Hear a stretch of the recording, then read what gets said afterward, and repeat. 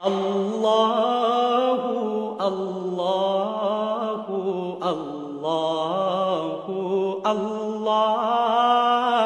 আজকে যে নবীর কাহিনী শুরু হচ্ছে সেটা হচ্ছে শুআয়ব আলাইহিস সালামের কাহিনী, এবং আমরা এই পর্যন্ত অনেক নবীর কাহিনী শুনে এসেছি। এই সূরার মধ্যে সূরা আল আরাফে অনেক নবীদের কাহিনী এসেছে। নূহ আলাইহিস সালাম, লূত আলাইহিস সালাম, হুদ আলাইহিস সালাম, সালেহ আলাইহিস সালাম, তাই না? অনেক নবীর কাহিনী এসেছে।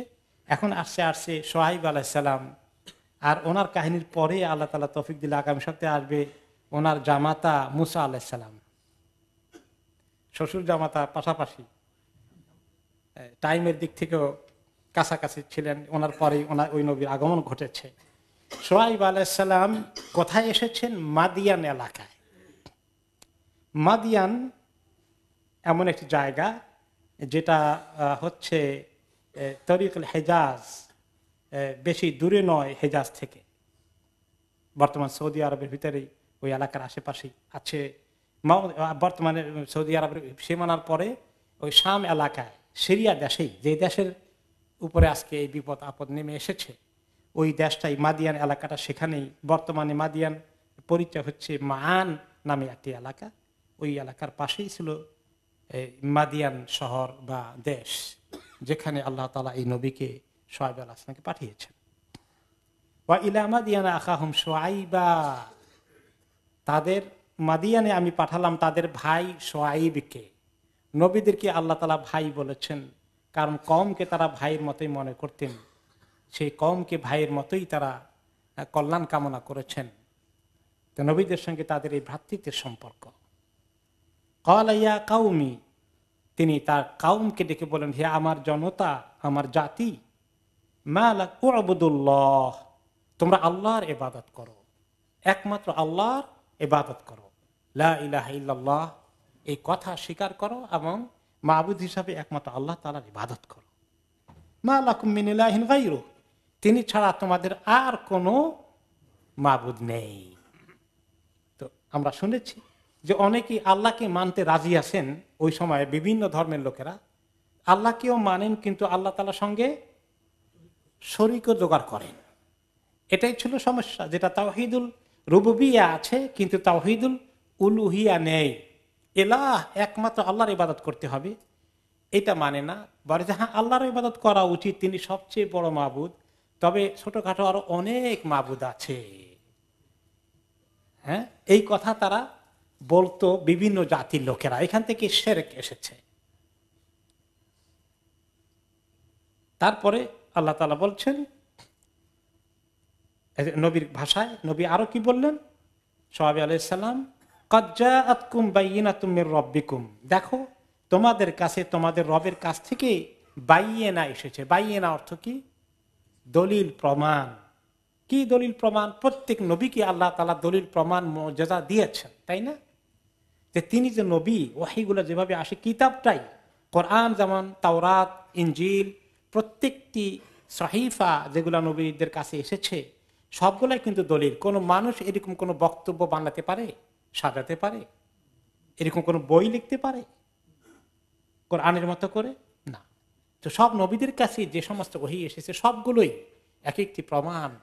এছাড়াও আল্লাহ তাআলা কিছু দলিল প্রমাণ দেখিয়েছেন, মুজিজা দেখিয়েছেন। আমরা সালেহ আলাইহিস সালামের উষ্ট্রির কথা শুনেছি। এরকম ভাবে বিভিন্ন রকম মুজিজা ওনাকেও দেওয়া হয়েছে। সমস্ত তোমাদের রবের কাছ থেকে প্রমাণ হয়ে গেছে যে আমি কি তোমাদেরকে হক রবের কথা বলছি না কোনো মিথ্যা রবের পরিচয় দিচ্ছি।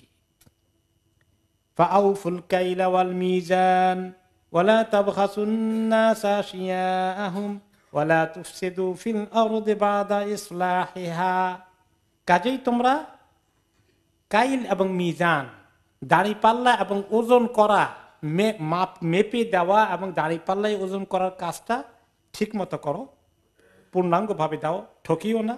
ওয়ালা তাবখাসুন নাসা আশিয়াআহুম, আর মানুষকে লেনদেনের ক্ষেত্রে, মাপের ক্ষেত্রে, বিভিন্ন ক্ষেত্রে তোমরা ঠকাঠকি করো না, প্রতারণা করো না, কম দিও না। ওয়ালা তুফসিদু ফিল আরদি বাদা ইসলাহিহা, আর জমিনের মধ্যে ফাসাদ সৃষ্টি করো না, সন্ত্রাস সৃষ্টি করো না, জমিনের মধ্যে দুর্নীতি ছড়িয়ে দিও না। ইসলাহ করার পরে, ইসলাহের সন্ধান পাওয়ার পরে কয়টা জিনিস করতে নিষেধ এখানে নবী আহ্বান জানিয়েছেন। এক নম্বরে প্রথমটা দিয়ে কোনটা দিয়ে শুরু হয়েছিল? তাওহীদের দাওয়াত, এক আল্লাহর ইবাদতের দিকে।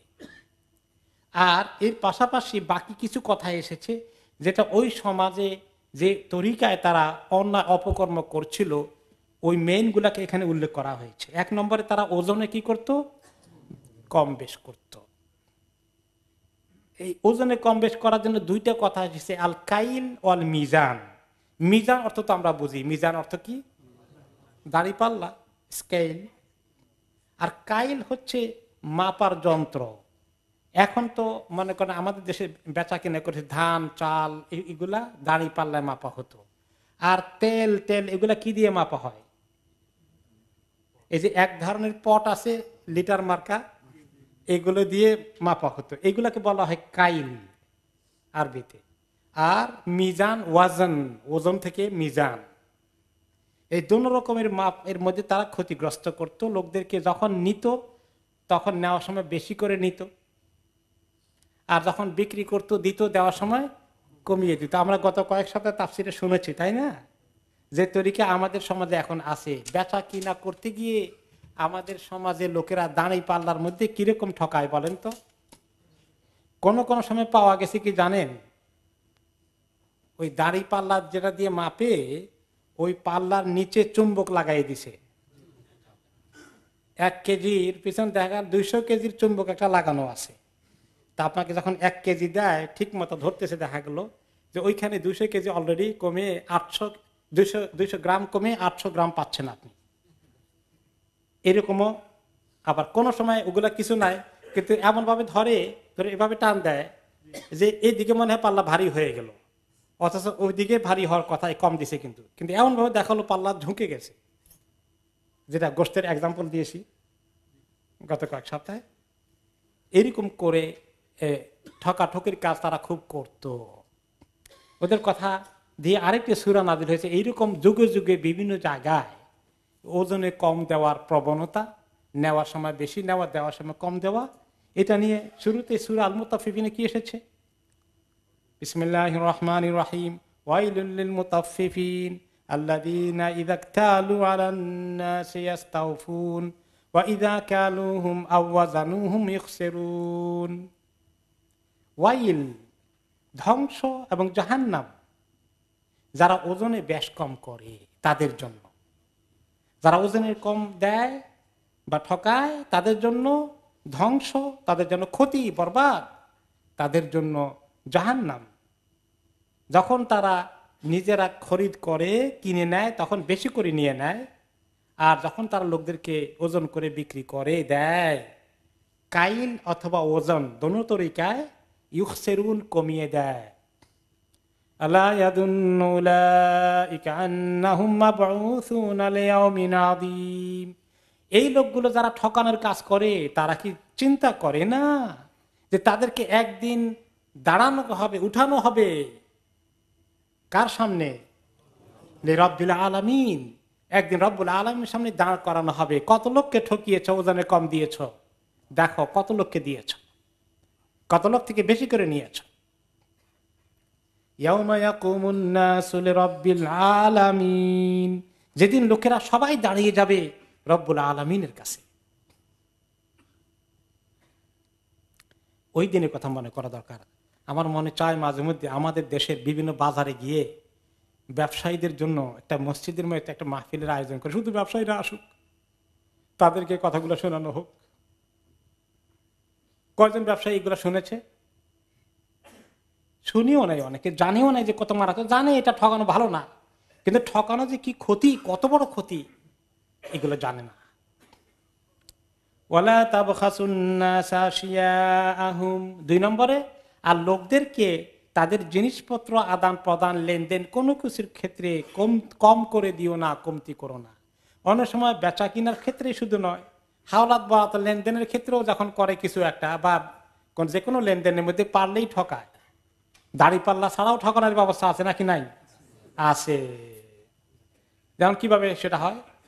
যেমন জিনিসপত্রের দাম বলে যে 50% ডিসকাউন্ট বিরাট করে লিখে রাখছে, জিনিসটার দাম অরিজিনালি 10 পাউন্ড, লিখে রাখছে 20 পাউন্ড, এখন কয় 50% ছাড় দিছি, আসলে 10 পাউন্ডই নিল।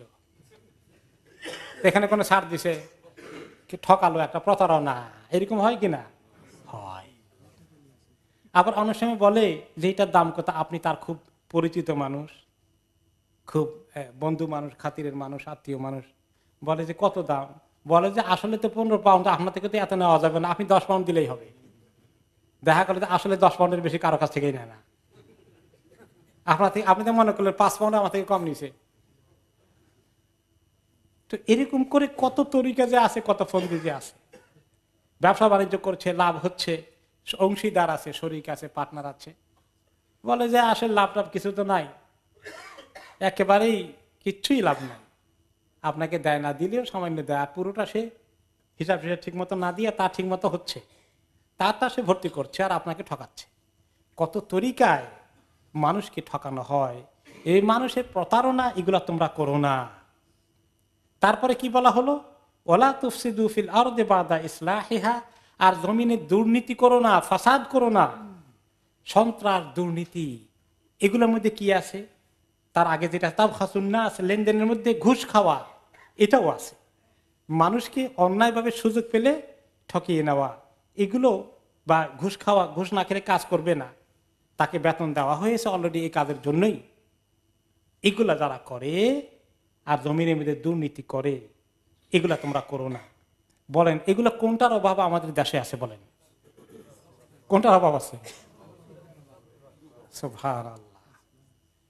দুর্নীতি, সন্ত্রাস, স্বজনপ্রীতি, কারটাকে লুট করে খাবে, কারটাকে দখল করবে। সুবহানাল্লাহ, কি যে অবস্থা। কোন জায়গায় একটা বিল্ডিং উঠবে, আপনি বালু, ইট এগুলো নিয়ে আসছেন, এই সময় সন্ত্রাসী বাহিনী হাজির, বিল্ডিং করবেন আর আমাদেরকে খাজনা দেবেন না। তাদেরকে খাজনা না দিলে বিল্ডিং করা যাবে না। বিভিন্ন পাড়ায় পাড়ায় সন্ত্রাসী আছে কিনা বলেন? এগুলাকে পালে কারা? এগুলোর সঙ্গে পুলিশের যোগাযোগ আছে না নাই? একেবারে আরো কিছু, আরো বহুত বহুত দূর যোগাযোগ আছে, সব সিস্টেম রেডি করা আছে। তো এই দুর্নীতি, আর উপরে শুরু হয়েছে আল্লাহর ইবাদত করা, এক আল্লাহর ইবাদত করা। তো কাজেই আপনি যদি বর্তমান সমাজের দিকেও তাকান, আল্লাহর ইবাদত করতে চায়, আল্লাহকে মানতে চায় নাই। নামাজ পড়ে ঠিক মতো এই লোকগুলো, রোজা ঠিক মতো রাখে অনেকেই না, হালাল হারাম নিজেদের জীবনে আছে নাই। তো দিন সম্পর্কে তাদের ধারণা কি? দিন ইসলামকে তারা পছন্দ করে না, আল্লাহর ইবাদত তারা করে না, নামাজ কালামও পড়ে না, মাঝে মধ্যে বলে আমি হিন্দুও না, মুসলিমও না। এরকম এই জাতীয় কথাবার্তা তাদের মুখ থেকে আসে। আর তারা এইভাবে কিভাবে লুট তরাজ, ওজনে কম, মানুষকে ঠকানো, জনগণের সম্পত্তি তছরূপ করা থেকে শুরু করে সমস্ত কিছু করে যাচ্ছে। মনে হয় যেন এই আয়াতটা এই জমানার জন্যই নাজিল হয়েছে। এটাই হলো মুজিজাতুল কোরআন। কোরআন কোনো পুরনো জিনিস নয়। ওই সমস্ত চোরগুলো বলে কোরআন হাদিস তো 1400-1500 বছরের পুরনো, সেটা দিয়ে সমাজ চলবে কেমনি? চোরগুলো তো ধরা পড়বে, এই জন্য তারা এই কোরআন আর হাদিসের কথা শুনতে চায় না, এগুলোকে তারা পুরনো বলে। সন্ত্রাসীগুলো, দুর্নীতিবাজগুলো, নবীর কাজ হচ্ছে তাদেরকে দাওয়াত দেওয়া। এইভাবেই দাওয়াত দিলেন শুআয়ব আলাইহিস সালাম, এখন দাওয়াত দিতে হবে। এই দুর্নীতি এগুলো দেখে হতাশ না হয়ে এখনো যারা এই নবীদের তরিকায় চলবে, তাদের কাজ কি? লোকদেরকে বুঝানো, দাওয়াত দেওয়া।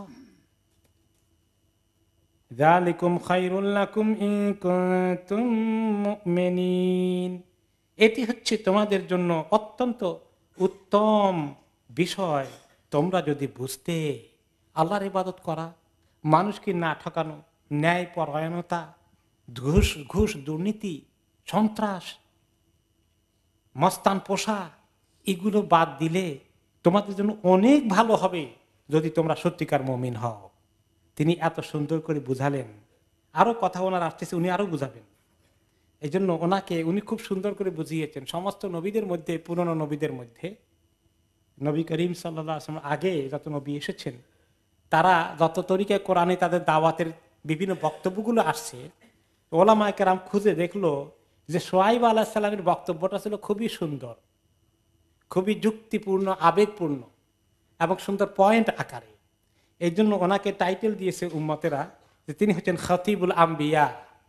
তিনি নবীদের পক্ষ থেকে খতিব, তিনি নবীদের পক্ষ থেকে বক্তা, নবীদের বক্তা, ভালো বক্তা, সুবক্তা, বা এক কথায় সুবক্তা নবী। লিফাসাহাতি ইবারাতিহি ও জাযালাতি মাউইদাতিহি, ওনার কথার সুন্দর সুন্দর শব্দ চয়ন এবং অত্যন্ত আকর্ষণীয় ভাষায় ওয়াজ নসিহত এবং মানুষকে বোঝানোর জন্য একটা সুন্দর আবেদনমূলক বক্তব্য, এদিক থেকে উনি নবীদের মধ্যে অন্যতম শ্রেষ্ঠ খতিবুল আম্বিয়া শুআয়ব আলাইহিস সালাতু ওয়াস সালাম। তিনি আরো বলছেন, ওয়ালা তাকুদু বিকুল্লি সিরাতিন তুআদুন ওয়া তাসুদ্দুনা আন সাবিলিল্লাহি মান আমানা বিহি ওয়া তাবগুনাহা ইওয়াজা। তাদের আরো কতগুলো অপকর্মের কথা এই আয়াতে আসছে। আগে কতগুলো বলা হয়েছে, এগুলো বন্ধ করো। আরো বলা হচ্ছে, ওয়ালা তাকুদু বিকুল্লি সিরাতিন তুআদুন, তোমরা বিভিন্ন রাস্তার মধ্যে বসে থেকো না, যেখানে বসে থেকে থেকে লোকদেরকে তোমরা কি করো, থ্রেট দাও। থ্রেট দেওয়া, থ্রেটকে কি বলবেন বাংলায়? হুমকি দেওয়া, চ্যালেঞ্জ করা, হুমকি দেওয়া, এগুলো করো না। তারা কিভাবে রাস্তার মোড়ে মোড়ে বসে থেকে হুমকি দিত? দুই কাজ করতো রাস্তার মোড়ে মোড়ে বসে থেকে। একটা হচ্ছে, এত তুমি কোথায় যাচ্ছ, আমাদেরকে খাজনা দিতে হবে। ওই যে বললাম রড সিমেন্ট বালু ট্রাক কোথায় যায়, ওই বাড়িতে, ওখানে পয়সা দাও, পয়সা না দিলে ছাড়া হবে না। কয়েকদিন আগে একটা বিশ্ববিদ্যালয়ের মধ্যে ডেভেলপমেন্টের কাজ হবে এবং দেখা গেল যে ওই ডেভেলপমেন্টের পার্সেন্টেজ কারা কন্ট্রোল করে? ছাত্ররা। কোন ছাত্ররা? দুর্নীতিবাজ ছাত্ররা, যাদেরকে পালে কি দুর্নীতিবাজরা, তাই না? এবং এখন ছাত্রদের মধ্যে পয়সা খাওয়া নিয়ে দুর্নীতির দমন। যে কোনো একটা বিল্ডিং হয়, যে কোনো একটা ব্রিজ হয়, যে কোনো একটা কনস্ট্রাকশন হয়, এখন এটার পিছনে কনস্ট্রাকশন হওয়া মানে কিছু লোকের 50% তাদের পেটে যাওয়ার একটা সুযোগ, তাই না? হ্যাঁ, পেটে যাওয়ার সুযোগ। কোন জায়গায় রাস্তা হবে, কোন জায়গায় বেড়িবাঁধ হবে, কোন জায়গায় ব্রিজ হবে, এগুলা কন্ট্রোল করার দায়িত্ব হলো লোকাল মস্তানদের। তাদের সঙ্গে উপরওয়ালাদের খাতির আছে না নাই? পার্সেন্টেজ ঠিক করা আছে না নাই? সব আছে, সব আছে। যারা দুর্নীতি দমন বিভাগ আছে তাদের সঙ্গেও কিছু লেনদেন, সব ঠিকঠাক মতো চলছে। তো এরকম করে মস্তানগুলো, আমার মনে আছে এই দুর্নীতি এই 1 বছর 2 বছর আগে শুরু হয়নি, বহুত আগে থেকে শুরু হয়েছে, বহুত আগে থেকে শুরু হয়েছে। আমি ঢাকার টঙ্গী এলাকায় আমার একটা চাকরি করতাম একটা শিক্ষা প্রতিষ্ঠানে, ওখানে বাসা নিলাম। বাসায় কেবল আমার মালপত্র নিয়ে ঢুকছি, পরের দিন মস্তান এসে হাজির। আর এই যে এলাকায় নতুন বাসিন্দা আসবে, তাদেরকে খাজনা দিবে না, হবে না, খাজনা নেওয়ার জন্য আসছে। আপনি এলাকায় নতুন আসছেন তো আপনি তো, আমরা একটু এলাকার সমিতি আছে, ক্লাব আছে, তো আমাদের একটু চাঁদা দিতে হবে। তোমরা চাঁদা নিয়ে কি করো? আমরা নাটক টাটক এগুলো, আমি তো নাটক টাটকের লোক না, আমি তো দিনদার মানুষ, দেখুন আমি তো এগুলো পছন্দ করি না। কেন? তাহলে আমাদেরকে একটু মিষ্টি খাওয়ার জন্য দেবেন আর কি।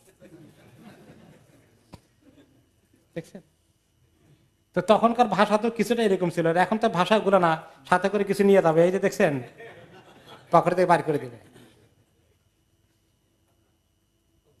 আর এইরকম দেশ নিয়ে আমাদের গর্বের শেষ নাই। দুর্নীতি পচন ধরেছে, আল্লাহ লানতকে দেখে আনছে দিনের পর দিন।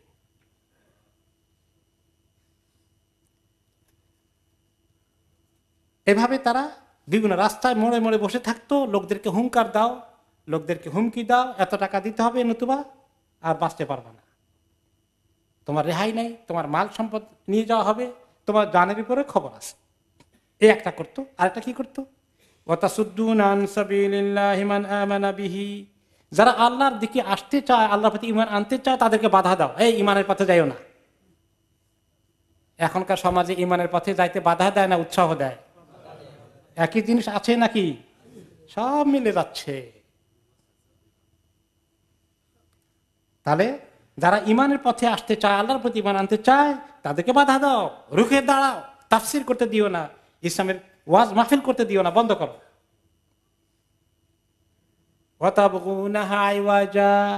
আর আল্লাহর পথটা সোজা না থাকুক, বাঁকা হয়ে যাক, ওইটা চাও। তার মানে ইসলামটাকে একটু উল্টা পাল্টা করে অন্যদিকে নেওয়া যায় কিনা, একদম রাইট ইসলামের কথা যাতে না পৌঁছে এই তরিকা তোমরা আসো। যেটা উল্টা পাল্টা কিছু জঙ্গলওয়ালা ইসলাম আছে, ভেজালওয়ালা ইসলাম আছে, ওগুলা চলুক, ওগুলা ব্যাপারে কোনো বাধা নাই। ওগুলার জন্য মাঝে মধ্যে তাদের কাছে দোয়া দরখাস্ত দিতে অসুবিধা নাই। কিন্তু যে ইসলামের মধ্যে তাওহীদের কথা আছে এবং যে ইসলামের মধ্যে ঘুষ দুর্নীতি এগুলার বিরুদ্ধে আহ্বান আছে, মানুষকে একদম আল্লাহর দিকে হওয়ার আহ্বান আছে, ওই ইসলামের কথা সহ্য করতে দেওয়া যাবে না। তোমরা চাও একটা বাঁকা ইসলামের দিকে যেতে, দিন ইসলামকে তোমরা একদম সিরাত মুস্তাকিম বলেছেন আল্লাহ তাআলা। মুস্তাকিম অর্থ কি? সোজা। এখানে কোনো তারা বাঁকা তারা কিছু আছে? একদম রাইট, কোরআনের কথা, হাদিসের কথা, সুন্দর কথা সবাই বলো, শোনো, আমল করো। খায়র বরকত এর মধ্যেই, যালিকুম খায়রুল লাকুম, আল্লাহ তাআলা বলেছেন এর মধ্যেই খায়র আছে তোমাদের, এর মধ্যেই কল্যাণ আছে। কিন্তু তারা তা চায় না। আইওয়াজা মানিল বাঁকা। তারা এইরকম করে ইসলামের কথা ঘোরাই ফেরাই কিছু বলো, ইসলামের নামে ধানাই ফানাই করো, কিন্তু আসল ইসলামের কথা যেন না আসে। এই সব কিছু থেকে তাদেরকে বিরত থাকতে শুআয়ব আলাইহিস সালাম আহ্বান জানালেন। এগুলো সব তাদের স্বার্থের বিরুদ্ধে চলে গেছে। এখন তারা কি শুআয়ব আলাইহিস সালামের প্রতি খুশি আছে? মোটেই না। ওনার কাছে কি আর দেওয়ার জন্য আসে? না, দুশমনি শুরু হয়ে গেল। ওয়াযকুরু ইয কুনতুম কালিলান ফাকাসসারাকুম, তিনি আরো বললেন, দেখো হে আমার জনতা, তোমাদেরকে আল্লাহ তাআলা একসময় আমাদের জাতিটা, মানে শুআয়ব আলাইহিস সালামের জাতিটা ছিল অল্প, খুব অল্প সংখ্যক তাদের ম্যান পাওয়ার ছিল, কিন্তু অল্প দিনের মধ্যে আল্লাহ তাআলা তাদের জনসংখ্যা অনেক বাড়িয়ে দিলেন। কারণ ওই সময় জনসংখ্যা, যেই কবিলার জনসংখ্যা বেশি সেই কবিলা শক্তিশালী, অন্যরা তাদের উপর সহজে আক্রমণ করবে না। তো এটা একটা, যার ছেলে বেশি তার জন্য মানে অনেক গৌরবের কথা, গর্বের কথা। এই বংশ বুনিয়াদ রক্ষা করা, কবিলাকে রক্ষা করা, অন্য জাতির আক্রমণ থেকে রক্ষা করা, এগুলো একটা বিরাট। এখন মানে যে জাতির আর্মির নাম্বার বড় সেই জাতি নিজেকে অনেক শক্তিশালী মনে করে, সারা দুনিয়াকে চ্যালেঞ্জ করতে চায়। তো তোমাদের সংখ্যা ছিল কম, ফাকাসসারাকুম, আল্লাহ তাআলা তোমাদের সংখ্যা অনেক বাড়িয়ে দিলেন। ওয়ানজুরু কাইফা কানা আকিবাতুল মুফসিদিন, আর দেখো, ভালো করে চোখ খুলে দেখো কি কি হয়েছে যারা ফাসাদ করেছে, সন্ত্রাস, দুর্নীতি, অন্যায় আচরণ করেছে, দুনিয়ার মধ্যে ফাসাদ সৃষ্টি করে দুনিয়াকে ভরপুর করেছে। বিভিন্ন জাতি তোমাদের আগে কিভাবে ধ্বংস হয়েছে তাদের আগের ইতিহাসগুলো তাদের জানা আছে। নূহ আলাইহিস সালামের কওমের খবর তাদের জানা আছে, হুদ আলাইহিস সালামের কওমের খবর, সালেহ আলাইহিস সালামের কওমের খবর, এগুলো তোমরা শুনেছ কিভাবে এক একটি এলাকার উপরে অভিশাপ নাজিল হয়েছিল। তোমরা ওখান থেকে শিক্ষা গ্রহণ করো। وَإِن كَانَ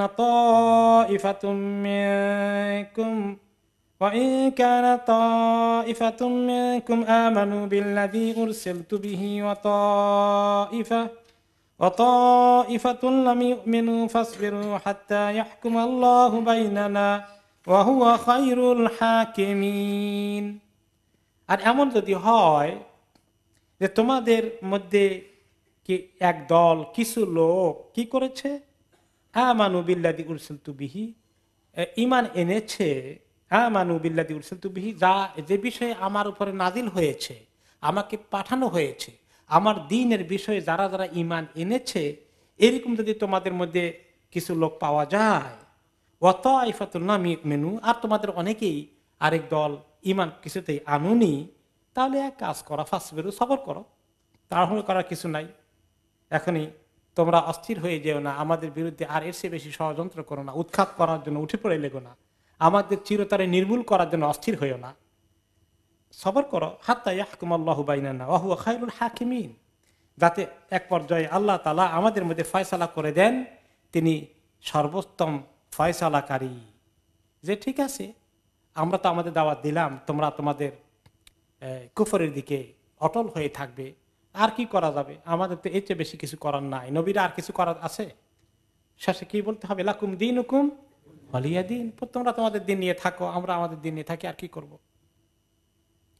কিন্তু তারা কি এই কথা মতো থাকতে দেয়? এই এতটুকুর মধ্যে মেনে নেয় না, তোমাদের 14 গোষ্ঠী উদ্ধার করে ছাড়বো, তোমাদেরকে অ্যালাউ করবই না, তোমাদেরকে থাকতে দেব না, তোমাদের কোনো রাইট নাই। বাতিলপন্থীর রাইট আছে, হক আলাদের কোনো রাইট নেই। তখন তারা এই লাইনে নাই। قال الملأ الذين استكبروا من قومه لنخرجنك يا شعيب والذين آمنوا معك من قريتنا। নো ওয়ে, তোমাদের সঙ্গে আমাদের কোনো সহাবস্থান নেই। আমরা অবশ্যই তোমাকে এবং হে শুআইব তোমার সঙ্গে যারা ঈমান এনেছে সবাইকে আমাদের দেশ থেকে বহিষ্কার করে দেব। এই দেশে থাকতে পারবে না, ইসলাম নিয়ে এই দেশে বসবাস করা তোমার কোনো রাইট নেই। যদি ইসলাম পালন করতে এই দেশ থেকে বের হয়ে যাও।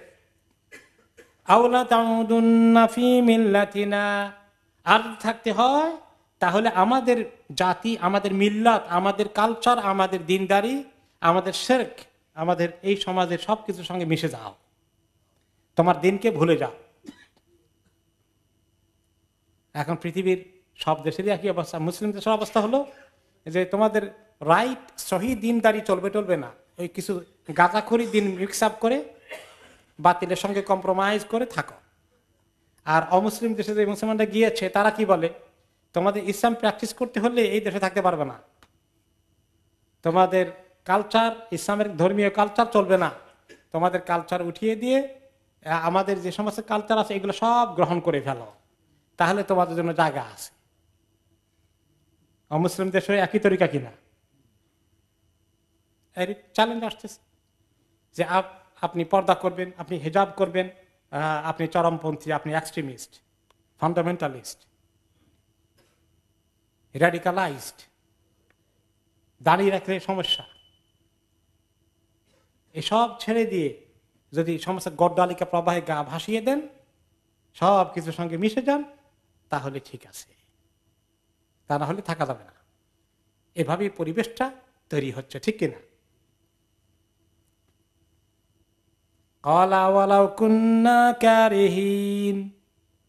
তিনি বললেন শুআয়ব আলাইহিস সালাম, তো আমাদেরকে জবরদস্তি আমাদেরকে বাধ্য করবে সেটা করতে? আমাদের কি কোনো মৌলিক আমাদের স্বাধীনতা নেই? বাক স্বাধীনতা নেই, চিন্তার স্বাধীনতা নেই, ধর্মের স্বাধীনতা নেই? অথচ মডার্ন দুনিয়ার মধ্যে বলা হয় যে মানুষের বাক স্বাধীনতা, চিন্তার স্বাধীনতা, ধর্মীয় স্বাধীনতা সব কিছু আর জাতিসংঘ সব স্বীকার করে নিয়েছে, কোনো ব্যক্তিকে কোনো কিছুই জবরদস্তি করা যাবে না। অথচ এই কথাটা আমাদের আগেই ইসলাম বহুত আগেই বলে দিয়েছে, লা ইকরাহা ফিদ্দীন কাদ তাবায়্যানার রুশদু মিনাল গাই। ধর্মের মধ্যে কোনো জবরদস্তি নেই। ইসলাম কোনো মুসলমানকে অ্যালাউ করে কোনো জাতির উপরে চড়াও হয়ে জোর করে তাদেরকে বাধ্য করে ইসলামে ঢুকতে, এরকম কোনো সুযোগ আছে ইসলামে? কখনো নেই। প্রত্যেকে হক কি জিনিস, গোমরাহি কি জিনিস, কোন ইসলামের রাস্তা, কুফরির রাস্তা, সব ক্লিয়ার আছে। যার যেটা ফলো করতে চায়, তোমাকে আল্লাহ তাআলা সে রাইট দিয়েছে, তুমি জাহান্নামের রাস্তায় যাবা যাও, জান্নাতের রাস্তায় যাবে যাও, সেটাই পরীক্ষা। জোর করে কেউ কাউকে ইসলামের দিকে আনতে পারবে না।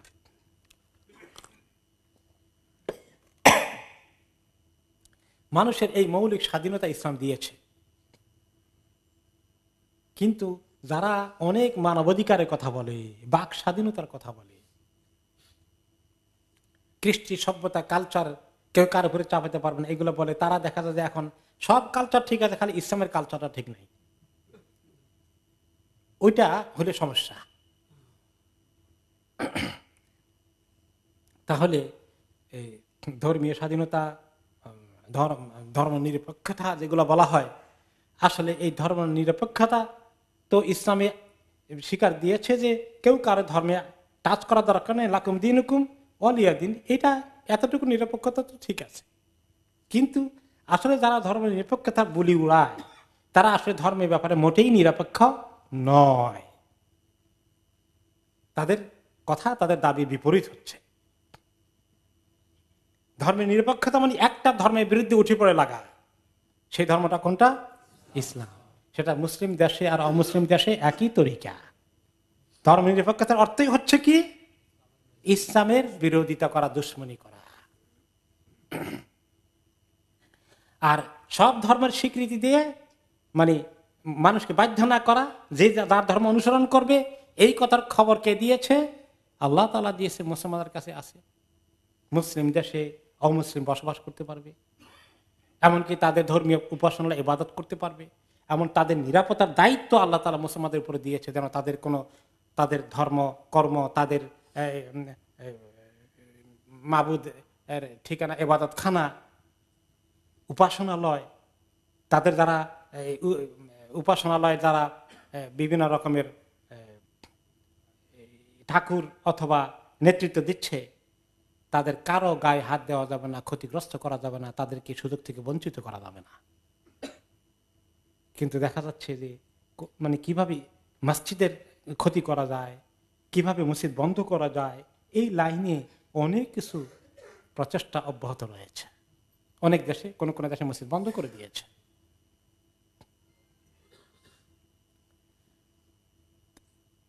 ওনারা বললেন আমাদেরকে বাধ্য করবে, আওয়ালা কুন্না কারিহীন, আমরা যদি চাই না, আমাদের কি কোনো স্বাধীনতা নেই, আমাদেরকে বাধ্য করবে?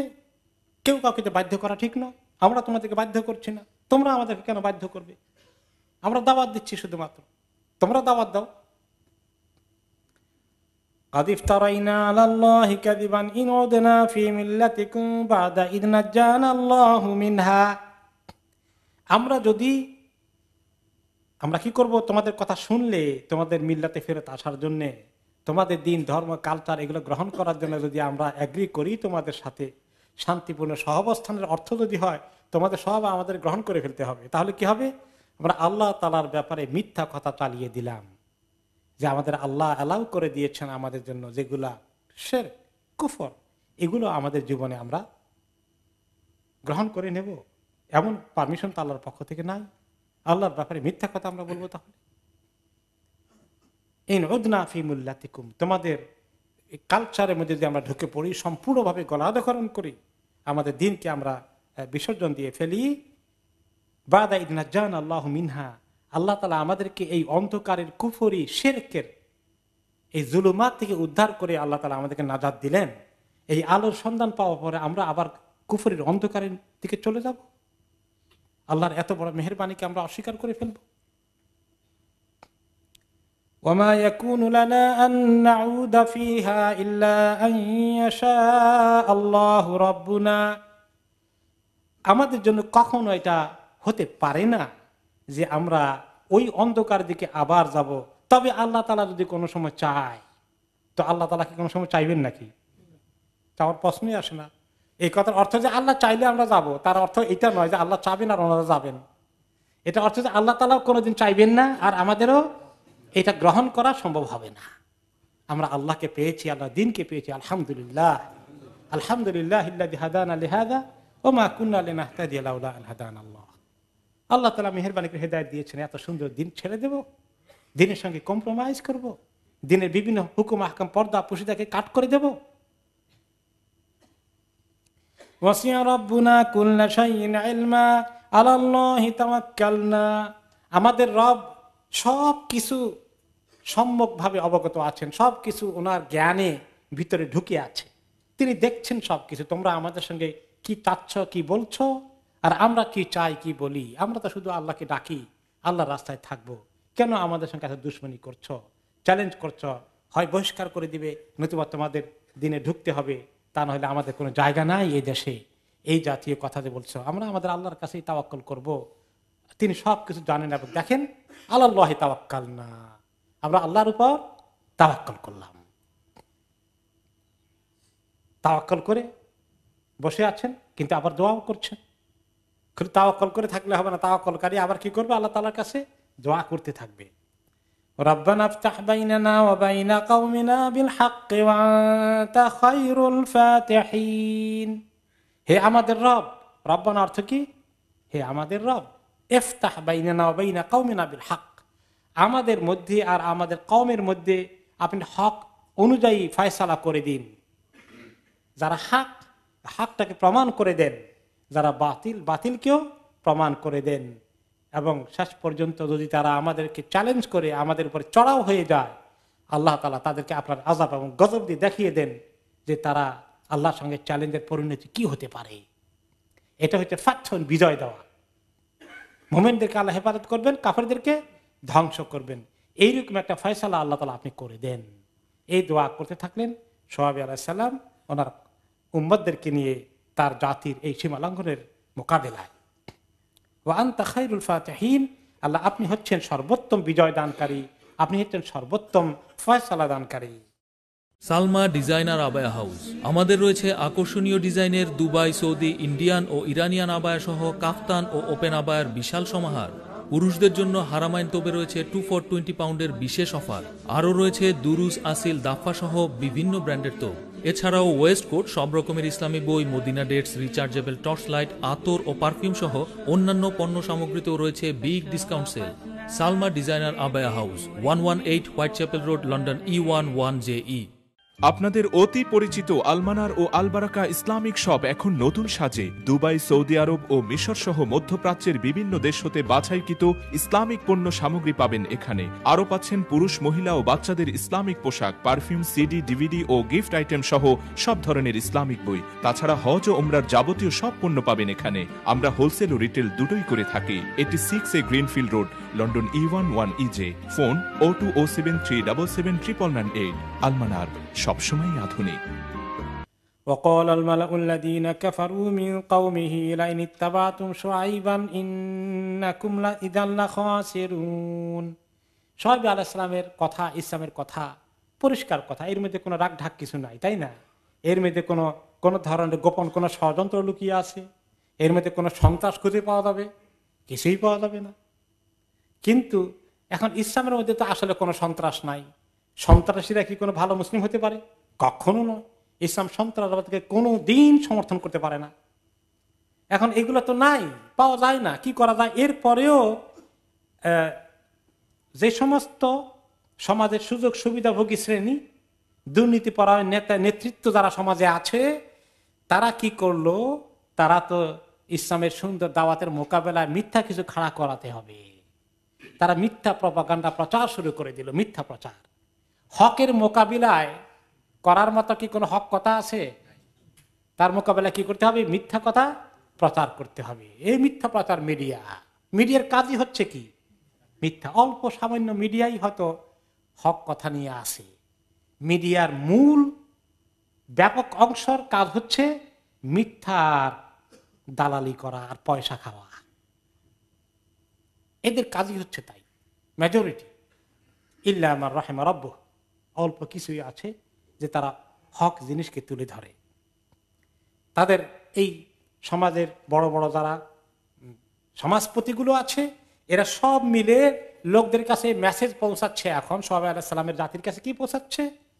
লাইন ইত্তাবাতুম শুআইবান, এই শোনো শোনো, তোমরা যদি শুআয়বের কথা শোনো, তার পথে চলো, তার অনুসরণ করো, ইন্নাকুম ইদাল্লা খাসিরুন, তোমরা অনেক ক্ষতিগ্রস্ত হয়ে যাবে। তোমরা খুব ক্ষতিগ্রস্ত হয়ে যাবে, তোমাদের সুযোগ সুবিধা সব কাট হয়ে যাবে।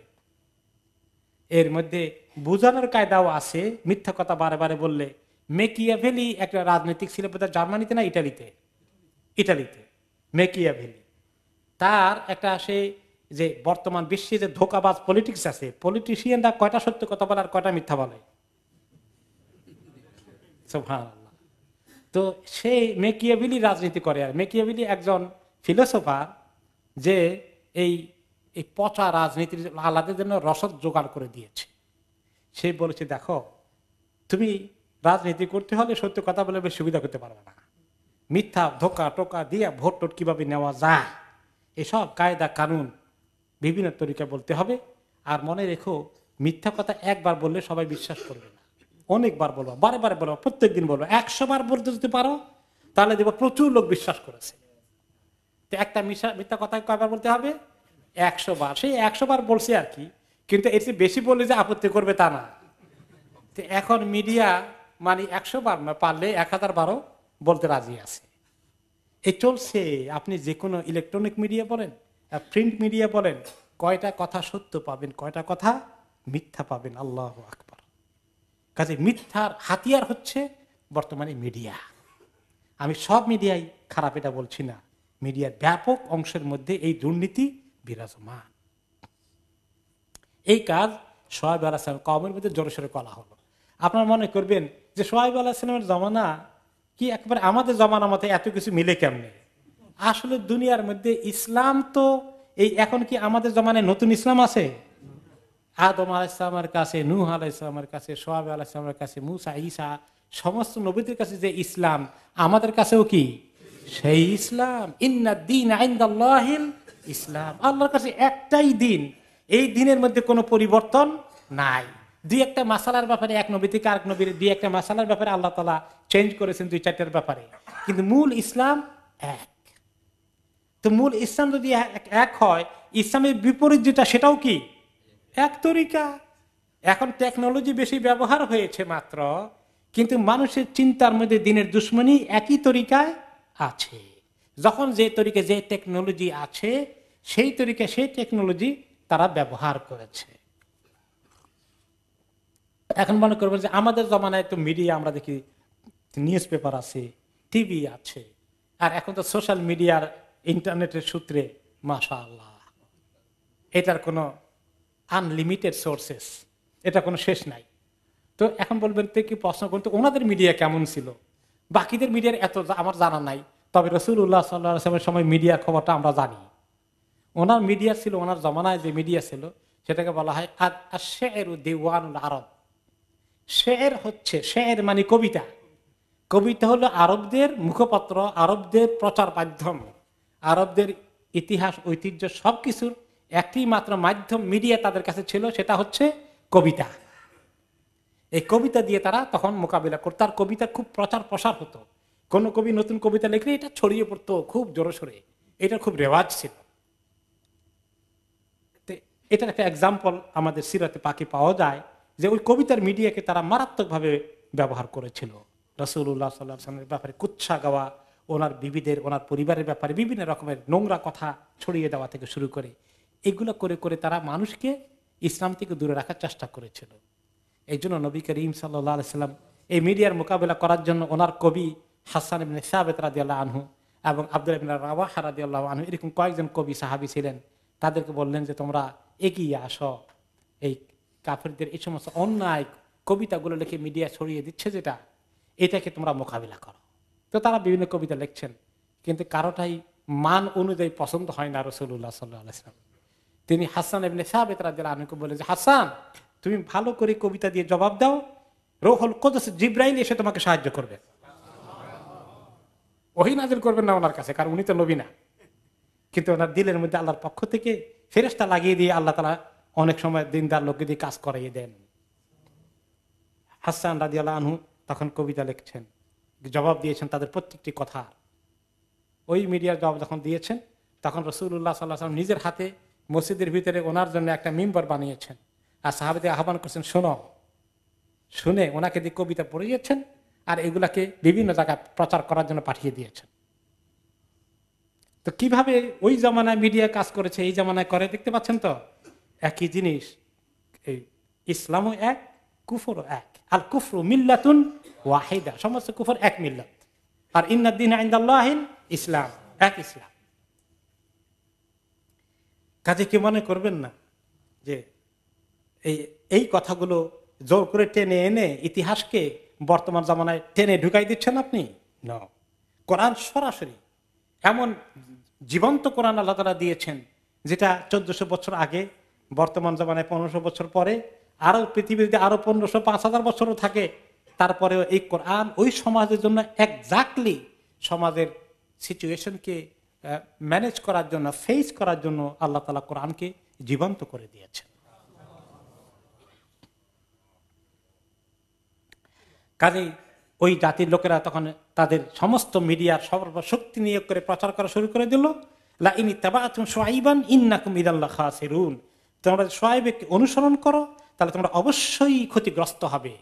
অবশ্যই কনফার্ম করেছে তারা খুব শক্ত করে, মজবুত করে, যে তাদেরকে তাদের সঙ্গে থাকলেই, তাদের সঙ্গ দিলেই, তারা থাকলেই তাদের দেশের উন্নতি হবে, দুনিয়া তাদের হাতে চলে আসবে, আর তারা যদি না থাকে তাহলে সব শেষ হয়ে গেল। এইরকম মেসেজ তাদেরকে দেওয়ার জন্য তারা চেষ্টা করেছে।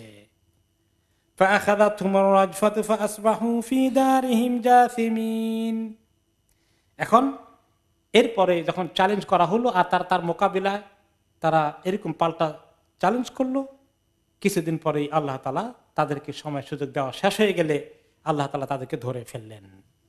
ফাআখাযাতুহুমুর রাজফা, তাদেরকে রাজফা চলে আসলো হঠাৎ করে। কিভাবে এসেছিল? বিভিন্ন সূরার মধ্যে এই কথাগুলো এসেছে।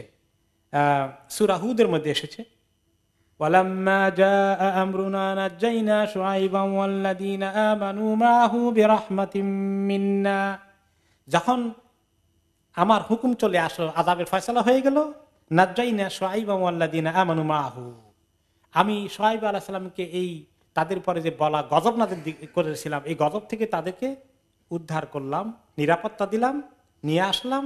আর তার সঙ্গে যারা ঈমানদার ছিল শুআইব আলাইহিস সালামের সঙ্গে, বিরাহমাতিম মিন্না, আমার রহমতের দ্বারা, ওয়াখাযাতিল্লাযীনা যালামুস সাইহা, আর যারা এই জুলুম করছিল, জালেমগুলোকে, এই অত্যাচারী দুশমন, আল্লাহর দুশমনগুলোকে সাইহা ধরে ফেললো। সাইহা মানে চিৎকার, বিরাট একটা আওয়াজ আসমান থেকে আসলো।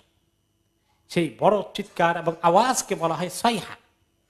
কয়েক দিক থেকে এসেছে, উপর থেকে একটা বড় গজবের আওয়াজ এসেছে।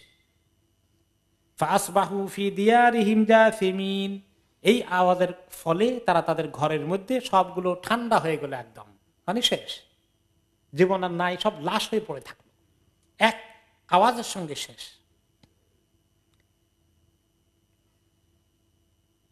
এমনকি তাদের কথা অন্য সূরায় আরো এসেছে, আসলাতুকা তা'মুরুকা, তোমার নামাজ বুঝি আমাদেরকে তোমাকে বলে, তোমার আল্লাহর সঙ্গে সম্পর্কের নামাজ বলে আমরা যা কিছু করি সবগুলা খারাপ, তুমি এত ভালো মানুষ হয়ে যেতে চেয়েছ। এই সময় তারা যখন এইভাবে ওনাকে ধমক থ্রেড দেওয়া শুরু করে দিল।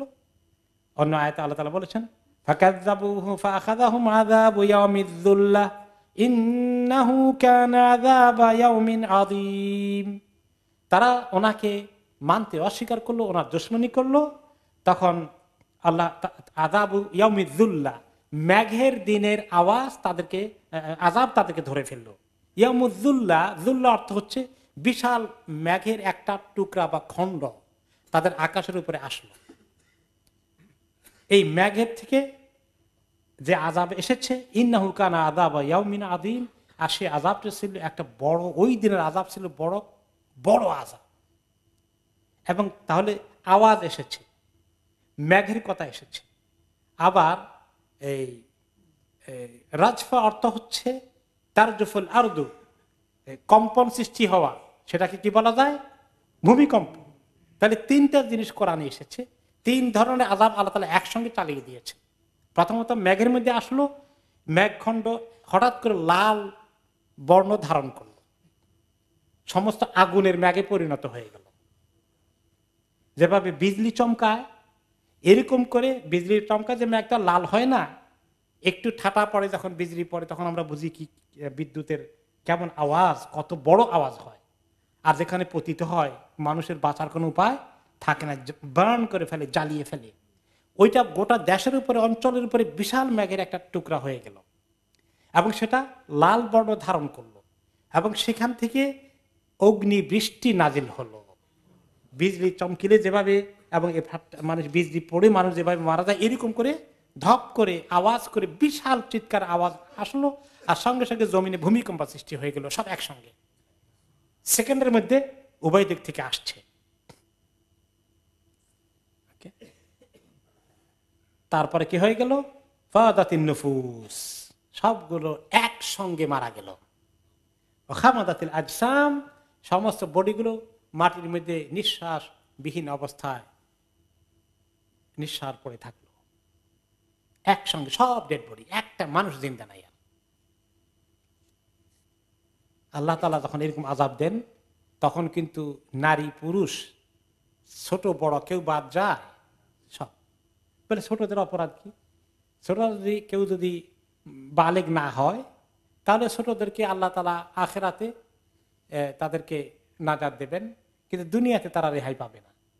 যেমন পাখপাখালি পশু সব এরকম আযাবের মধ্যে ধ্বংস হয়ে যায়, ছোট মানুষও ধ্বংস হয়ে যায়। আল্লাহর আযাব এভাবে যখন আসে আযাবে আম কমন আযাব যখন আসে, তখন শুআয়ব আলাইহিস সালাম দেখতে আর বেশি দিন অপেক্ষা করতে হয়নি। তাদের চ্যালেঞ্জের মোকাবিলায় আল্লাহ তাআলা জাতিকে ধ্বংস করে গজব নাজিল করে একদম চিরতরে নিঃশেষ করে দিলেন। তিনি তাদের লাশ দেখতে আসলেন, তার দেশের ধ্বংসস্তূপ দেখতে আসলেন। ফাতাওয়াল্লা আনহুম ওয়া ক্বালা ইয়া কওমি লাকাদ আবলাগতুকুম রিসালাতি রাব্বি ওয়া নাসাহতু লাকুম। তিনি চলে গিয়েছিলেন, আযাব আসার আগে আল্লাহ তাআলা বলেছেন, এই নবী তুমি বাইর হও, জলদি বাইর হও। ওনাকে ওনার অনুসারীদেরকে নিয়ে বাইরে হইতে সেফ জায়গা যেতে বললেন, যেভাবে আগের নবীদের লূত আলাইহিস সালামকে, হুদ আলাইহিস সালামকে বলেছেন। আযাব আসার পরে, আযাব শেষ করে দেওয়ার পরে তিনি আবার দেখতে আসলেন, এসে বললেন, আহারে কওমের অবস্থা দেখে, ইয়া কওমি লাকাদ আবলাগতুকুম রিসালাতি রাব্বি, আমি তোমাদেরকে পৌঁছে দিয়েছিলাম আমার রবের সমস্ত কথাগুলো, বাণীগুলো, মেসেজগুলো। ওয়া নাসাহতু লাকুম, আর কত নসিহত করলাম, কল্যাণ কামনা করলাম, তোমাদের একান্ত আন্তরিকভাবে তোমাদেরকে বোঝানোর চেষ্টা করলাম কল্যাণের পথে আনতে। ফাকাইফা আসা আলা কওমিন কাফিরিন, এখন আর কিভাবে আমি তোমাদের জন্য আফসোস করব, দুঃখ করব? আমার আল্লাহর কাছে দুঃখ করার মতো কোনো আমার অন্তর তো আর নাই, দুঃখ করা এখন আমার জন্য জায়েজও নাই। তোমাদের এই বিপদ দেখে এখন আমার কষ্ট করার তো কোনো অধিকারও নাই, জায়েজও নাই, কারণ তোমরা এই আযাবকে ডেকে এনেছ, আল্লাহর সঙ্গে এত চ্যালেঞ্জ করেছ। ওয়ামা আরসালনা ফি ক্বরিয়াতিন মিন নাবিয়্যিন ইল্লা আখাযনা আহলাহা বিল বাসাই ওয়াদ দাররাই লাআল্লাহুম ইয়াদদাররুন। আল্লাহ তাআলা এই সমস্ত অনেক নবীদের কাহিনী বললেন, তাই না? মূসা আলাইহিস সালামের কাহিনী আসার আগে একটু কথা আল্লাহ তাআলা বলছেন যে আমি এইভাবে যখনই কোনো জনপদে, শহরে, গ্রামে, কোনো দেশে কোনো নবী পাঠিয়েছি, তখন নবীর সঙ্গে যারা তখন বেয়াদবি করেছে, আমি তাদেরকে একবারেই আযাব দিয়ে শেষ করিনি, টাইম দিয়েছি। কি করেছি? বিল বাসাই ওয়াদ দাররা, কষ্টে ফেলে দিয়েছি তাদেরকে। বিপদ আপদ, দুর্ভিক্ষ, বিভিন্ন রকমের পরীক্ষা নিরীক্ষা তাদের জীবনে এসেছে। নবীকে অমান্য করলে অনেক জায়গায় দুর্ভিক্ষ দেখা দিয়েছে। মূসা আলাইহিস সালামের কাহিনীর মধ্যে আসবে, এক একবার এক একটা মুসিবত দিয়ে আল্লাহ তাআলা তাদেরকে বিপদে ফেলে দিয়েছেন। আবার মূসা আলাইহিস সালামের কাছে আসে, তোমার আল্লাহকে বলো আমাদের আযাবটা উঠিয়ে নিতে, আমরা দেখি ঈমান কবুল করার চিন্তা করব। তিনি আবার দোয়া করলেন, আবার তারা শয়তানি করে, আবার এই একই জিনিস, সেটা আমরা শুনবো ইনশাআল্লাহ পরে। তো এইভাবে যখনই কোনো নবীর কাছে আমি গ্রামে, কোনো শহরে কোনো নবীকে পাঠাই, তখনই তাদের ওই এলাকার লোকগুলো যখন উল্টাপাল্টা করে, আমি তাদেরকে থামানোর জন্য, তাদেরকে কন্ট্রোল করার জন্য ওয়ার্নিং দেই, আযাব দিয়ে একটু একটু করে। লাআল্লাহুম ইয়াদদাররুন, আমার উদ্দেশ্য হচ্ছে বিপদ আপদ দেখলে তারা কি করবে? আল্লাহর কাছে দোয়া করবে, ফরিয়াদ করবে, আল্লাহকে ডাকতে আসবে, কুফরি রাস্তা ছেড়ে দিবে, আল্লাহর আযাবের ভয়ে সোজা হয়ে যাবে। এই জন্য আমি আযাব দেই মাঝে মধ্যে। বিভিন্ন জায়গায় আল্লাহ তাআলা আযাব দেন না? ভূমিকম্প, বন্যা, বিভিন্ন রকমের কিছু ঘটে, কয় জায়গায় আল্লাহর কাছে আসে বলেন? আসে না। আল্লাহ তাআলা চান এগুলো দিয়ে মানুষকে সোজা করবে, কিন্তু মানুষ সোজা হতে চায় না। ثم بدلنا مكان السيئة الحسنة حتى عفوا وقالوا قد مس آباءنا الضراء والسراء। তারপরে যখন তারা এই একটু অল্প সময়ের জন্য কিছু নরম হয়, এই যে নবীর কাছে আসে, বলে যে একটু, এমনকি আখিরি নবী মুহাম্মদ সাল্লাল্লাহু আলাইহি ওয়াসাল্লামের কাছেও ওনার জীবনে তাই হয়েছে। মক্কি জিন্দেগিতে তিনি একবার দোয়া করেন যে আল্লাহ, তারা যে আযাব আমার কাছে বলে যে তোমার কথা তো শুনি নাই, আর তুমি বলো না শুনলে আযাব আসবে, কই আযাবও তো আসলো না। তখন আল্লাহ তাআলা দিলেন একটু আযাব। কি আযাব দিল? মক্কায় কি হলো? দুর্ভিক্ষ। এমন দুর্ভিক্ষ খাওয়ার কিছু নাই, একেবারে মারাত্মক। এখন মানুষের হাড়িয়ার চামড়া হয়ে গেছে, খাবার কিছু নাই। এখন নরম হয়ে আসে, ইয়া মুহাম্মদ, তুমি কি চাও তোমার বাপ দাদা 14 গোষ্ঠীর লোকজনই তো তারা, তোমার বংশ বুনিয়াদি তারা, এটা সব না খাইয়ে মরতে চাও? তোমার আল্লাহর কাছে একটু দোয়া করো না। আচ্ছা দেখা যাক কি করা যায়। তো তিনি আবার আল্লাহর কাছে দোয়া করলেন যে আল্লাহ, সবগুলাকে অনাহারে মেরে দিয়েন না, আল্লাহ একটু বৃষ্টি টিষ্টি দেন। তো আল্লাহ তাআলা আবার দিলেন। তারপরে কি হলো? তারা কি সোজা হলো? হয়নি। তো আল্লাহ তাআলা বলেন যে কিছু কিছু সময়ের জন্য তারা এরকম করে, তো আমি ঠিক আছে, সুম্মা বাদদালনা মাকানা সাইয়্যাতিল হাসানা, আমি তখন আবার তাদের এই বিপদ আপদ থেকে উদ্ধার করে আবার সুন্দর অবস্থা দিলাম, হাসানা দিলাম। রব্বানা আতেনা ফিদ দুনিয়া হাসানা, দুনিয়ার কিছু ভালাই দিয়ে দিলাম আবার, যাও। হাত্তা আফাও, যখন দিয়ে তাদের আফিয়ত আসলো, তাদের মধ্যে আবার সবকিছু ঠিকঠাক মতো হয়ে গেল, ছেলে মেয়ে, তারপরে ফসল টসল আবাদ ঠিক মতো হয়ে গেল, আবার সুখ শান্তি ফেরত আসলো। যখন বিপদে পড়ছিল তখন কিছু কিছু নরম হয়েছে, কিছু ডাকাডাকিও করছে, হয়তো সেরে খোকা তাওহীদ মিক্স আপ করে কিছু একটা করছে। যখন সব ঠিকঠাক হয়ে গেল, আবার সব পেয়ে গেল, অকালু, এখন কি বলে, কাদ মাসসা আবাআনা আদ-দাররা ওয়াস-সাররা, আরে আমাদের বাপ দাদার জীবনে এরকম কিছু উত্থান পতন হয়েছে, কিছু বিপদ আবার সব জেনারেশনে আসে, এগুলো নরমাল মামুলি জিনিস, ডোন্ট ওয়ারি। আবার ওই নাফরমানের দিকে চলে গেল, নবীর রাজা আসবে না। প্রত্যেক নবীর জামানায় এরকম তারা করেছে। তো আল্লাহ তাআলা বলেন, আমরা এরকম কিছু ওয়ার্নিং দেওয়ার পরে যখন দেখি যে না এদের অবস্থা এরকম, তখন আমি কি করি, ফাআখাযনাহুম বাগতাতাও ওয়া হুম লা ইয়াশউরুন, তখন আমি হঠাৎ করে ধরে ফেলি, হঠাৎ করে ধরি। আর এমন ধরা ধরি তারা টেরই পায় না, তখন কোনখান দিয়ে আসবো কোনখান দিয়ে ধরবো এটার জন্য কোনো ব্যবস্থা করার সুযোগও নাই। এখান থেকে একটা জিনিস আছে, হঠাৎ মৃত্যু। আমরা অনেক সময় টের পাই যে অনেকে হঠাৎ মৃত্যু হয়ে গেছে, তাই না? হঠাৎ মৃত্যুটা কি ভালো নাকি ভালো না? এমনি একটা নবী করিম সাল্লাল্লাহু আলাইহি ওয়াসাল্লাম আল্লাহর কাছে পানা চেয়েছেন, আল্লাহুম্মা ইন্নী আউযু বিকা মিন ফাজআতিল মাউত আও মিন মাউতিল ফাজআহ, যে আল্লাহ আমি আপনার কাছে হঠাৎ মৃত্যু থেকে পানা চাই। কারণ হঠাৎ মৃত্যুতে তওবার সুযোগ হয় না, কালিমা পড়ার সুযোগ হয় কিনা, হয়তো অনেকে আল্লাহ তাআলা তৌফিক দেন। তো এটা একদিক থেকে হঠাৎ মৃত্যুটা, হঠাৎ শেষ হয়ে যাওয়াটা এদিক থেকে একটু ওয়ারিড ম্যাটার। কিন্তু আবার একটা হাদিসে এসেছে, হাদিসটা কতটুকু সহিহ এটা অবশ্য আমি চেক করতে পারিনি, মাউতুল ফাজআতি রাহমাতুন লিল মুমিন ওয়া আখদাতু আসাফিন লিল কাফির। এই একটা হাদিসে পাওয়া গেল যে হঠাৎ মৃত্যু মুমিনের জন্য হলে এটা রহমত, যে তার আযাব তেমন কিছু হলো না, সাকারাত বেশি হলো না, এটা একটা পজিটিভ খবর পাওয়া গেল।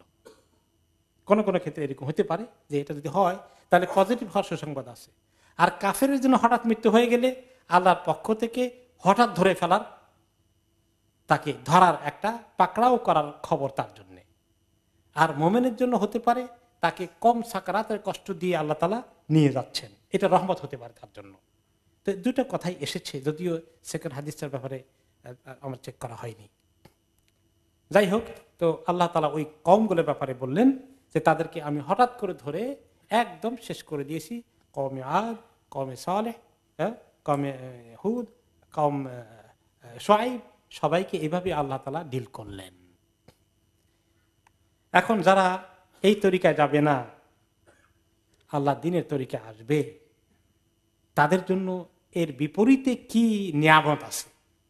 যারা দুনিয়া পাওয়ার জন্য আল্লাহর নাফরমানিতে গেল, তারা কি দুনিয়া ঠিকমতো পাবে শেষ পর্যন্ত? যখন তাদেরকে মৃত্যুর সময় হঠাৎ করে ধরা হবে, খবর পাবে নাকি? এই সমস্ত জালিমদেরকে তারা যখন ধরেন, তারা কিছু প্রস্তুতি নিতে পারে? পৃথিবীতে কি পরিমাণ মানুষ ক্ষমতার শীর্ষে আছে, সমস্ত বাহিনী তাহাকে পাহারা দেওয়ার কথা, আর তাদের হাতেই হয়ে গেছে না এরকম?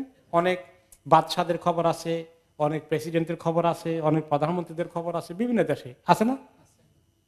আমাদের জীবদ্দশা অনেককে দেখেছে যে তাদের এত সিকিউরিটি আছে, তার মধ্যে হঠাৎ করে শেষ। কোনো কিছু থামানোর প্রস্তুতি নিতে সুযোগ পেয়েছে, হ্যালো টেলিফোন করে আমাকে উদ্ধার করা, এই কথা বলা অথবা পাওয়ার সুযোগটাও নাও হতে পারে। এরকম বহু ইতিহাস আল্লাহ দেখিয়েছেন তাদের এই পরিণতি। আর যারা দ্বীনের পথে আসে, যদি কোনো দেশের লোক, কোনো জনগণ, কোনো কওম সবাই মিলে দ্বীনের দিকে আসে, তার মোকাবিলায় আল্লাহ তাআলা তাদেরকে কি দেবেন তার খবর বলছেন পরের আয়াতে। ওয়ালাউ আন্না আহলাল কুরা আমানু ওয়াত্তাকাউ লাফাতাহনা আলাইহিম বারাকাতিম মিনাস সামাই ওয়াল আরদ। যদি প্রত্যেকটি দেশের বা যে কোনো দেশের শহরের অঞ্চলের লোকেরা সবাই মিলে যদি ঈমানদার হয়ে যায়, মুত্তাকি হয়ে যায়, সবাই না হলেও মেজরিটি লোক যদি ঈমান আর তাকওয়ার দিকে চলে আসে, তাহলে আল্লাহ তাআলা কি করবেন? লাফাতাহনা আলাইহিম বারাকাতিম মিনাস সামাই ওয়াল আরদ। আকাশ জমিনে যত বরকত আছে সব আল্লাহ তাআলা খুলে দেবেন, সেই দেশের মধ্যে শান্তি আর বরকত ভরপুর হয়ে যাবে। আহারে, যদি আল্লাহ তাআলা মুসলিম দেশগুলোকে তৌফিক দিত যে তারা আল্লাহর দিকে আসতো নাফরমানির রাস্তা ছেড়ে দিয়ে, তাহলে এই সন্ত্রাস, দুর্নীতি, খুন, গুম, হত্যা, জোর জবরদস্তি, দখল, ঘুষ এগুলো কি থাকতো? এগুলো থাকতো না। কি সুন্দর একটা দেশ হয়ে যেত মুসলমানদের জন্য। আল্লাহ তাআলা ওয়াদা করেছেন লাফাতাহনা, অবশ্যই, লাম তাকিদ, আমি নিশ্চিত করে বলি ইরহামুকাল্লাহ, অবশ্যই তাদের জন্য আকাশ এবং জমিনের বরকতের দরওয়াজা খুলে দেব। জমিন থেকে, আকাশ থেকে এত সুন্দর বৃষ্টি হবে যে ফসল, জমিন থেকে সুন্দর করে আল্লাহর বরকত বেরিয়ে আসবে, সেই দেশের উন্নতি বাড়বে আর বাড়বে। ওয়ালাকিন কাযযাবু ফাআখাযনাহু বিমা কানু ইয়াকসিবুন, কিন্তু আফসোসের বিষয় অনেকগুলো দেশ, জাতি কাযযাবু, এগুলোকে অবিশ্বাস করেছে, মোটেই মানে নাই, শুনে নাই, আল্লাহর দুশমনি করেছে, যার ফলে আমি তাদেরকে মাঝে মাঝে আযাব দিয়ে পাকড়াও করে ফেলেছি, যে তারা যা কিছু হাতের কামাই করেছে সেগুলার মজা একটু স্বাদ গ্রহণ করার জন্য তাদেরকে আমি শাস্তি দিয়েছি। আফামিন আহলুল কুরা আন ইয়াতিয়াহুম বাসুনা বায়াতান ওয়া হুম নাইমুন, যাই বিভিন্ন দেশের লোকেরা যারা এরকম দুর্নীতি আর দ্বীনের দুশমনি আর নাফরমানিতে ব্যস্ত আছে আর খেলাধুলা নিয়ে ব্যস্ত আছে, তারা কি নিরাপত্তা পেয়ে গেছে যে আমার আযাব তাদেরকে ধরবে না রাতের বেলা যখন তারা ঘুমিয়ে আসে? কোন সময় ভূমিকম্প কোন সময় হয়? গভীর রাতে ঘুমিয়ে আসে, ভূমিকম্প ধরে বলছে তাদেরকে, দৌড় দিয়ে বাইর হওয়ার মতো হুঁশ আসার আগেই শেষ। আওয়া আমিনা আহলুল কুরা আন ইয়াতিয়াহুম বাসুনা দুহান ওয়া হুম ইয়ালাবুন, নাকি ওই দেশের লোকগুলো দিনের বেলায় রৌদ্রোজ্জ্বল সময়ে তারা খেলাধুলা বিভিন্ন রকমের আনন্দ ফুর্তিতে ব্যস্ত আছে, আর ওই সময় আমি তাদেরকে আমার আযাব ধরে ফেলবে, ধরবে না যে, এই ব্যাপারে তাদেরকে নিরাপত্তা কে দিয়েছে? দিনের বেলাও এই সমস্ত আপাত মুসিবত হয়েছে কিনা? হয়েছে, সুনামি, ভূমিকম্প, অনেক কিছু। আফা আমিনু মাকরাল্লাহ, তারা কি আল্লাহর এই সমস্ত তাদের কি নিজে প্ল্যান আছে আযাব দেওয়ার, এই প্ল্যান থেকে কি তারা নিরাপত্তা পেয়েছে? কেন তারা নিজেদেরকে নিরাপদ মনে করছে? ফালা ইয়ামানু মাকরাল্লাহি ইল্লাল কওমুল খাসিরুন, ক্ষতিগ্রস্ত জাতি ছাড়া আর কেউ আল্লাহর আযাব থেকে নিজেকে নিরাপদ মনে করে না। যারা আল্লাহ তাআলার ইবাদত করে তারা আল্লাহর ভয়ে সবসময় ভীত থাকে, আর যারা আল্লাহর ইবাদত করে না তাদের কোনো ভয় নাই, তারা খুব আমোদ ফুর্তিতে আছে, আল্লাহর আযাব আসতে পারে এই সমস্ত ভয় তাদের নেই। এই খবর দিয়েছেন আল হাসানুল বসরি রাহমাতুল্লাহ আলাইহি, সুন্দর একটা মন্তব্য করেছেন। তিনি কি বলেছেন? আল মুমিনু ইয়ামালু বিত্তাআত ওয়া হুয়া মুশফিকুন ওয়াজিলুন খাইফ, মুমিন যখন আল্লাহ তাআলার ইবাদত করে আর ইবাদত করার পরেও তার আল্লাহর ভয়, যে দুনিয়া আখিরাতে কোনখান দিয়ে আল্লাহ তার উপর নাখুশ হয়ে যান, আল্লাহর আযাব আসে, জাহান্নামে আল্লাহ ফেলে দেন, এই ভয়ে ইবাদত করার পরেও সে কি থাকে? ভয়, ভীত থাকে, তাই না? আল্লাহর আযাবের ভয়, আল্লাহর কাছে কাঁদে। ওয়াল ফাজিরু ইয়ামালু বিল মাআসি ওয়া হুয়া আমিন, আর যে গুনাহগার সে গুনাহ কামাই করতে থাকে রাত দিন, আর সে সেঞ্চুরি করে, ব্যভিচারে সেঞ্চুরি 100তম মানে কি বলে ধর্ষণের 100তম পার্টি করে 100টা কমপ্লিট করার পরে, সে অহুয়া আমেন, এবং সে নিজেকে খুব নিরাপদ মনে করে, তার কোনো ভয় নাই, কারণ তার সবকিছুর নিরাপত্তার গ্যারান্টি সে নিয়ে জোগাড় করে ফেলেছে, তার টাকা আছে, পয়সা আছে, তার সন্ত্রাসী বাহিনী আছে, তার সবকিছুর দরকার সব আছে, অস্ত্রশস্ত্র, এভরিথিং, তার কোনো অসুবিধা নাই, সে নিজেকে একটুও ভয় করে না।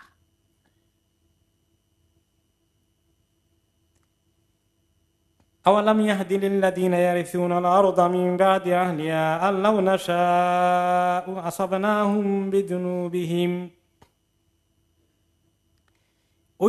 ওই লোকগুলা কি হেদায়েত নেয় না, হেদায়েত গ্রহণ করে না, যারা জমিনের মধ্যে পরবর্তী পর্যায়ে ওয়ারিশ হয়, জমিনকে আবাদ করতে আসে, আগের জমানার ধ্বংস হওয়া জাতির পরে নতুন করে আবার অন্য জাতিরা যখন আসে আবাস গড়তে ওই সমস্ত এলাকায়, যে আমি যদি চাই এই নতুন বসতি স্থাপনকারীদেরকেও আমি চাইলে তাদের গুনার কারণে কি করতে পারবো? শাস্তি দিতে পারবো। এই ভয় কি তাদের নেই? ওয়ানাতবাউ আলা কুলুবিহিম ফাহুম লা ইয়াসমাউন, এই মক্কার কুরাইশদেরকে লক্ষ্য করে আল্লাহ তাআলা বলছেন, এই যে নবী মোহাম্মদ সাল্লাল্লাহু আলাইহি ওয়াসাল্লাম এই সমস্ত কাহিনী তাদেরকে শোনাচ্ছে, আগের জমানা শুআয়ব আলাইহিস সালামের কাহিনী ইত্যাদি, আমি চাইলে এখন এই কুরাইশদেরকে আমি ধ্বংস করতে পারি কিনা তাদের গুনার কারণে, নাফরমানির কারণে, কিন্তু তারা এগুলা দেখে ও শুনেও শিক্ষা গ্রহণ করে না।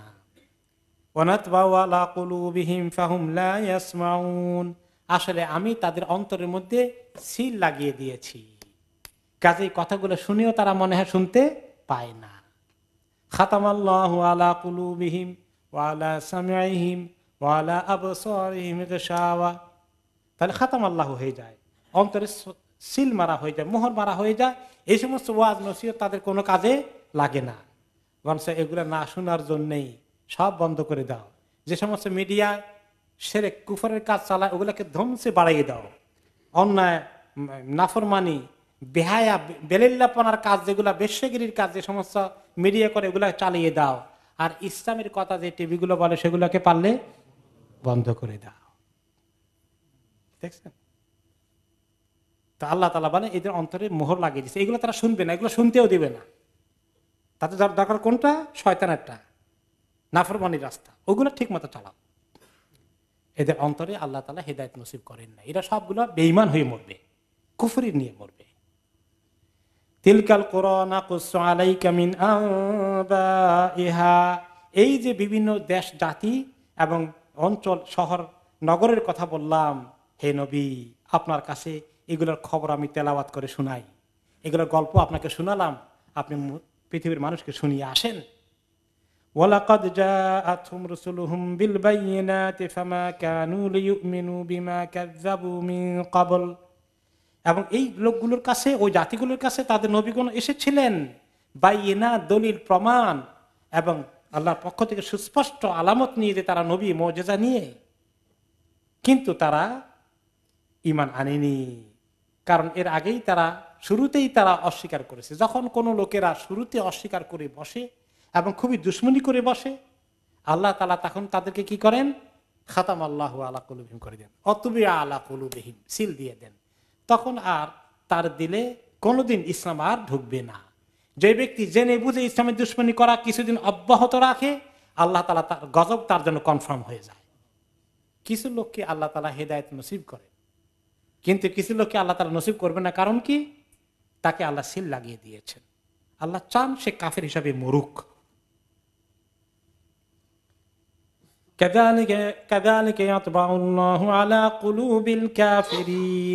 এভাবে আল্লাহ তাআলা ইরহামুকাল্লাহ কাফেরদের অন্তরের মধ্যে সিল মোহর লাগিয়ে দেন।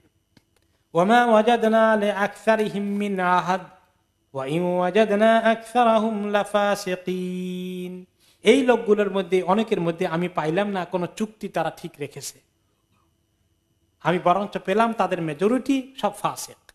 এই কোন চুক্তি? আল্লাহর সঙ্গে সমস্ত মানুষের একদিন চুক্তি হয়েছে। কোথায়? আলামুল আরওয়াহতে। রাহমাতুল্লাহ। সমস্ত এই কাফের, বেদিন, মুসলিম সবাইকে, সবার রূহকে সৃষ্টি করলেন আদম আলাইহিস সালামকে সৃষ্টি করার পরে, এবং সমস্ত রূহকে তিনি জমায়েত করলেন। করে আল্লাহ তাআলা কি বলেছিলেন? আলাস্তু বিরাব্বিকুম, আমি কি তোমাদের রব নই? তখন সমস্ত রূহ জবাব দিয়েছিল বালা। সবাই বলছে অবশ্যই আপনি আমাদের রব। তারা স্বীকার করে এসেছিল, জমিনে এসে বলল কিসের আপনি রব? ওয়া ইন ওয়াজাদনা আকসারাহুম লাফাসিকিন, আমি পেলাম এদের মেজরিটি রূহগুলো কি বলল? তারা ফাসিক হয়ে গেল, আল্লাহর দিন থেকে ছেড়ে দিল। এই ফাসিক মানে কাফের, মুশরিক। এই সমস্ত শুআয়ব আলাইহিস সালাম নবীর কাহিনীর পরে আল্লাহ তাআলা পরের আয়াতে বলবেন, 103 নম্বর আয়াতে, সুম্মা বা'আসনা মিন বা'দিহি মূসা বিআয়াতিনা ইলা ফিরআউনা মালাইহি, অতঃপর আমি তাদের পরে, এই নবীদের কাহিনীর পরে পাঠালাম আরেক নবীকে, তিনি হচ্ছেন মূসা আলাইহিস সালাম। ফিরআউনের কাছে আর তার সভাসদের কাছে পাঠিয়েছিলাম। সেই কাহিনী আমরা ইনশাআল্লাহ আগামী সপ্তাহে শুনবো। বিল্লাহি তৌফিক। Salma designer abaya house. আমাদের রয়েছে আকর্ষণীয় ডিজাইনের দুবাই, সৌদি, ইন্ডিয়ান ও ইরানিয়ান আবায়া সহ কাফতান ও ওপেন আবায়ার বিশাল সমাহার। পুরুষদের জন্য হারামাইন তোপে রয়েছে 2 for 20 পাউন্ডের বিশেষ অফার। আরও রয়েছে দুরুজ, আসিল, দাফা সহ বিভিন্ন ব্র্যান্ডের তোপ। এছাড়াও ওয়েস্ট কোট, সব রকমের ইসলামী বই, Medina dates, rechargeable torch light, আতর ও পারফিউম সহ অন্যান্য পণ্য সামগ্রীতেও রয়েছে big discount sale. Salma designer abaya house, 118 Whitechapel Road, London E11JE।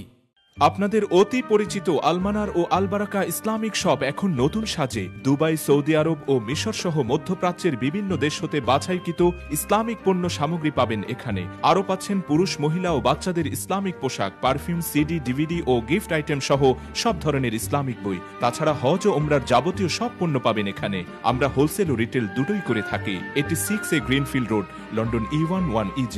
Phone 0207377998। আলমানার, সবসময় আধুনিক।